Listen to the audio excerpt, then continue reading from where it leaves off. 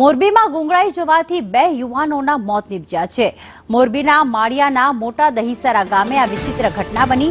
જે ઓરડીમાં રહેતા હતા એ જ ઓરડીમાં આ બંને યુવાનોના મોત થઈ ગયા। બંને યુવકોના ગુંગળાઈ જવાથી મોત થતા ચકચાર મચી ગઈ છે। રેલવે ફાટક પાસે ઓરડીમાંથી બંનેના મૃતદેહો મળી આવ્યા છે। માળિયા પોલીસે સમગ્ર મામલે વધુ તપાસ હાથ ધરી છે।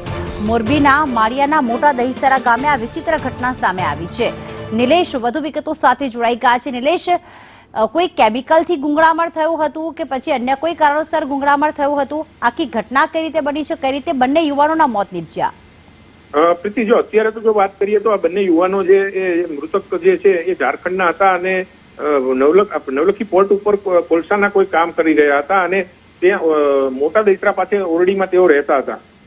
રાત્રે જે બંને સૂઈ ગયા અને સવારે ઉઠ્યા નહીં, ત્યારબાદ લોકોને ખબર પડી અને પોલીસને જાણ કરવામાં આવી હતી અને બંનેને જ્યારે હોસ્પિટલ લઈ ગયા તો તેમને મૃત જાહેર કરવામાં આવ્યા હતા। હવે એમનું જે પીએમ થયું સ્થાનિક સિવિલ હોસ્પિટલમાં, ત્યાં ગુંગળામણ થવાથી તેમનું મોત થયાનું બહાર આવ્યું છે અને આ ગુંગળામણ શેના લીધે થઈ એ સૌથી મોટો સવાલ છે અને તેને લઈને અત્યારે બંનેના મૃતદેહ છે તેના વિશેરા લેવામાં આવ્યા છે અને ફોરેન્સિકમાં મોકલવામાં આવ્યા છે। કારણ કે આ ઘટના છે એ ગુંગળાઈ જવાનું તો બનાવ અત્યારે તો સામે આવી રહ્યો છે, પરંતુ ગુંગળાઈ કેવી રીતે ગયા એ સૌથી મોટો સવાલ છે। કારણ કે જે ઓરડીમાં તેઓ દરરોજ રહેતા હતા એ જ ઓરડીમાંથી તેમનો મૃતદેહ મળી આવ્યા છે અને તેને લઈને પોલીસને શંકા છે કે આ કોઈ બનાવ કોઈ ગુનાહિત કૃત્ય તો નથી ને, કે કોઈ અકસ્માત છે? આ બાબતની જે સાચી સચોટ માહિતી જે છે એ વિશેરાના જે રિપોર્ટ આવશે ત્યારબાદ જ બહાર આવશે। પ્રીતિ, પરંતુ નિલેશ, સૌથી મોટો સવાલ એ છે કે આખરે કઈ વસ્તુથી તે ગુંગળાઈને અને તેમના મોત નીપજ્યા છે કે અન્ય પછી કોઈ હત્યા નિપજાવવામાં આવી છે કે કેમ?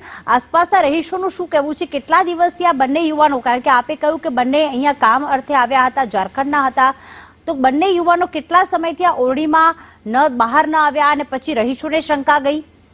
ના પ્રીતિ, આમાં એવું છે કે જે બંને યુવાનો છે એ દરરોજ દિવસે જે નવલખી પોર્ટ ઉપર કામ કરવા જતા અને રાત્રે આવીને આ ઓરડીમાં સૂઈ જતા હતા।